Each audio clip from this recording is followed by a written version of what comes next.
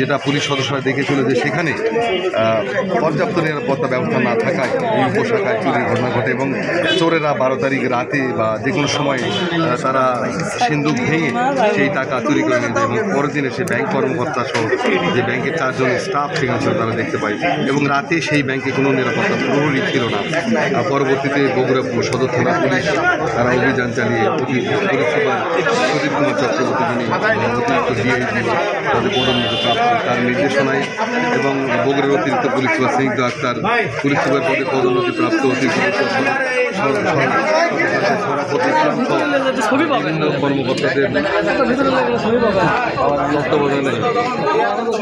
তত্ত্বাবধানে এই আসামিদের তারা গ্রেফতার করতে সক্ষম হয়।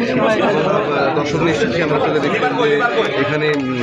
10,85,000 টাকা উদ্ধার হয়েছে 29 লাখ টাকার মধ্যে এবং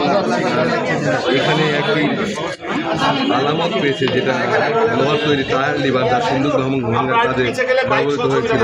এবং একটি মোটরসাইকেলকে ক্রয় করেছিল টিভিএস অ্যাপাচি চুরির টাকায় সেইটি কিন্তু পুলিশ সদস্যরা উদ্ধার করেছেন। এই প্রেস ব্রিফিংয়ের পরেই অতিরিক্ত সরবরাহ দেখলাম বগুড়া সরকার অতি সাইকেল তদন্ত পুলিশ সদস্যরা তারা করেছেন এবং এই ঘটনার যে 4 জন